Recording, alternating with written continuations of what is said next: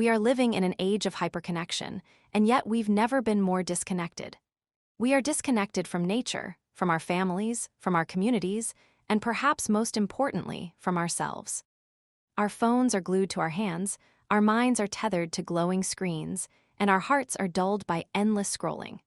We have traded presence for pixels, empathy for emojis, and deep human connection for shallow digital interaction. This is not just a habit, it's a crisis. And the only way forward is to stop pretending that this is normal and start reclaiming our lives through what I call the Digital Detox Experiment. This experiment is not about rejecting technology. It's not about going off-grid, smashing your phone, or pretending we don't live in the 21st century. It's about taking back control. It's about drawing a line between using technology as a tool and being used by technology as a slave. Because whether we want to admit it or not, most of us are no longer in charge of our attention. Algorithms are. Notifications are, the dopamine cycle is, and the longer we let it run unchecked, the more we lose touch with what makes us human. Let's get brutally honest. Look around you. Families are sitting at dinner tables together, but not speaking, every person scrolling in their own world. Couples lie in bed side by side, each bathed in the blue glow of a different screen, scrolling through someone else's life instead of living their own. Parents silence children with tablets instead of conversations. Friends meet up but spend more time filming content than actually connecting. This is not connection. This is the illusion of connection, and the price we're paying is massive. We are becoming less empathetic, less patient, less capable of deep focus. We're raising generations who believe love is measured in likes and self-worth is based on algorithmic validation. The result? Anxiety, depression, shallow relationships, broken attention spans, and a society where compassion is being eroded one scroll at a time. But here's the good news. It doesn't have to be this way. You can take back control. You can rewire your brain. You can rebuild your attention, your presence, your empathy. And it begins with the Digital Detox Experiment. So how do you do it? Let me give you the steps, real, practical, powerful steps that will help you achieve life-changing results. Step 1. Reclaim the first hour of your day. The way you start your day shapes the entire rhythm of your mind. Right now, most people's first act upon waking is to check their phone. Before your feet even hit the floor, you've surrendered your attention to someone else's agenda, emails, news headlines, social media feeds. You start your day in a state of reaction, not creation. Why is this dangerous? Neuroscience shows that the brain is in its most malleable state during the first 60 minutes after waking. Your subconscious is wide open, and whatever you feed it sets your mental tone. If you flood it with noise, chaos follows you all day. If you nourish it with silence, reflection, or intentional action, you create calm and clarity. So here's the rule. For the first hour after waking, no screens. Instead, replace that time with grounding rituals. Stretch, meditate, hydrate, journal, or simply sit in stillness. Write down your priorities for the day before anyone else tells you what should matter. The first hour is your mental foundation. Protect it fiercely. Step 2.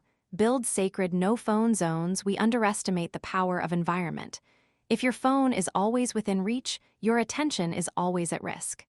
That's why you need sacred no-phone zones, spaces where screens simply don't belong. Start with the dining table. Meals should be about nourishment and connection, not distraction. When you eat with your phone in hand, you rob yourself of mindful eating and you rob the people around you of your presence. Research shows that even a silent phone on the table reduces the depth of conversations. Remove it and you bring back real dialogue. Next, the bedroom. Sleep quality has collapsed in the digital age because we bring our devices into the one space meant for rest. Blue light suppresses melatonin, endless scrolling wires your brain for stimulation, and midnight notifications break your rhythm. Charge your phone outside the room. Buy a real alarm clock. Make your bedroom a sanctuary again. And third, face-to-face moments. When you're with someone, whether a friend, partner, or colleague, put the phone away. Not on the table, not flipped upside down, away. Nothing communicates value more than undivided attention. Step 3. Schedule daily digital fasts just as your body benefits from fasting, so does your mind. Constant stimulation keeps your brain in overdrive. Fasting from screens allows it to reset. Start small, an hour a day of complete disconnection. Block it off like an appointment. Use that hour to go outside, read, journal, or simply do nothing. Then expand. Try entire evenings offline. Eventually, aim for one full day each week, a tech Sabbath. During that time, immerse yourself in analog living. Cook, walk, garden, talk, explore. The discomfort you feel at first is withdrawal, not boredom. Push through it, and you'll rediscover what presence feels like. Step 4. Cut the hooks that keep you addicted. Your phone is engineered to hook you. Every ping, buzz, and red badge is a trigger designed to pull your attention back. If you want to detox successfully, you must cut these hooks. Turn off all non-essential notifications. That means no pings for emails, no alerts for likes, no banners for updates. Keep only what's truly urgent, calls from loved ones, maybe a work emergency. Everything else can wait. Delete apps that exploit infinite scroll. If you can't delete them entirely, move them off your home screen. Place friction between you and your compulsions. For example, if you want to use Instagram, make it take 5 extra taps. That delay forces your conscious brain to ask, do I really want this right now? The fewer hooks in your environment, the stronger your self-control becomes. Step 5. Replace consumption with creation. Screens have turned us into endless consumers. We consume news, memes, videos, reels, hours vanish and leave nothing behind. But creation, that's where identity and fulfillment live. Use your detox time to create instead of consume. Write a poem, paint a canvas. Learn an instrument, start a journal. Record your thoughts on paper instead of in comment sections. When you create, you shift from passive absorption to active expression. You strengthen self-worth because you are adding to the world instead of endlessly taking from it. Consumption dulls you. Creation awakens you. Step 6. Rediscover the power of boredom. Most people fear boredom. That's why we check our phones in line, at red lights, even during conversations. But boredom isn't the enemy. It's the birthplace of creativity. When your mind is no longer flooded with stimulation, it begins to wander. It connects dots. It generates ideas. This is called default mode network activation, and it's responsible for many of humanity's greatest insights. Einstein didn't discover relativity while scrolling, he found it in daydreams. So during your detox, don't run from boredom. Sit with it. Let it stretch. You'll be shocked at the clarity and originality that emerges. Step 7. Rebuild empathy through presence. This is the deepest consequence of our digital age. Empathy is fading. When our interactions are mediated by screens, we stop seeing people as people. We reduce them to avatars, usernames, and comments. It's easier to dismiss, easier to insult, easier to ignore. The Digital Detox Experiment is your chance to reverse that. When you are with someone, give them the gift of complete attention. Look into their eyes. Listen without preparing your response. Feel their emotions. Presence breeds empathy, and empathy is the glue of humanity. Without it, relationships crumble, communities fracture, and societies decline. Your detox is not just for you, it's for the people around you. Every moment of undistracted attention is a healing act.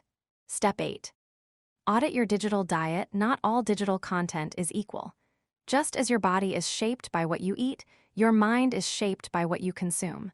Junk food leaves you sluggish. Junk content leaves you anxious, envious, and distracted. During your detox, take inventory. Which apps, platforms, or creators leave you drained?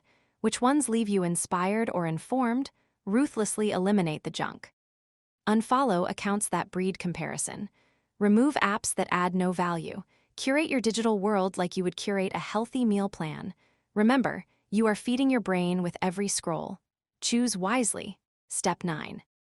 Protect your evenings. The final hour before bed is the doorway to tomorrow. Fill it with screens, and you carry chaos into your sleep. Fill it with peace, and you carry clarity into the next day. For your detox, create a screen curfew. 1 hour before bed, devices go away. Replace them with rituals. Read a book, stretch, meditate, talk with your partner, reflect on your day. Your body will thank you with deeper sleep. Your mind will thank you with more focus tomorrow. Step 10. Practice conscious technology. Use a detox doesn't mean abandoning technology forever. It means learning to use it consciously. Before you open an app, pause and ask, why am I here? What do I need? If you can't answer, don't open it. Set intentional time blocks for emails, social media, and browsing instead of constant checking. Treat your phone like a tool, not a lifeline. Tools are powerful when used intentionally and destructive when used compulsively. Step 11. Expand your physical world. One hidden cost of digital addiction is shrinking horizons. We spend more time in virtual spaces than physical ones. To detox effectively, expand your physical world. Go outside every day, no matter what, walk in nature, touch the ground, feel sunlight. These sensory experiences are not luxuries, they are essential to mental health. Studies show that even 20 minutes in nature lowers stress, boosts mood, and restores attention. No app can compete with that. Step 12. Build community through shared detox. The Digital Detox Experiment becomes even more powerful when done together. Invite your family to share meals without phones. Challenge friends to a no-screens Sunday. Create accountability with partners or colleagues. Technology isolates, but detoxing can reconnect. When people see you choosing presence over screens, it inspires them to do the same. One act of detox creates a ripple effect of reconnection. Now, let's be real. The Digital Detox Experiment is not always easy. You will feel restless. You will feel tempted. You will slip. That's normal. But every time you resist the pull of the screen, you strengthen your ability to focus, to feel, to connect. You are retraining your brain, rewiring your habits, and reclaiming your humanity. And the rewards are extraordinary. More focus, more creativity, more empathy, better relationships, deeper sleep, richer presence. And most importantly, the return of values we are in danger of losing: patience, compassion, awareness, attention. Because if we don't detox, we risk raising a generation that cannot sit in silence, cannot empathize, cannot think deeply. That is not just a personal problem, it's a cultural crisis. But if we do detox, even for short stretches, we prove to ourselves and to each other that we are not slaves to devices. We are humans capable of choice, discipline, and presence. So here is my challenge to you: begin your own digital detox experiment. Start today. Take one step, maybe a screen-free morning, maybe a no-phone dinner, maybe a weekend offline. Watch how it transforms you. Then expand. Build the muscles of attention and empathy one rep at a time, because life is not lived in notifications. It is lived in moments, in the laughter of friends, the silence of reflection, the beauty of nature, the intimacy of conversation. Don't trade those treasures for pixels. Reclaim them. And if this message spoke to you, if you feel ready to build a stronger, more present, more extraordinary mind, then join me here at the Mind Gym. Together, we will detox from distraction, rebuild connection, and train the most powerful muscle you have: your mind.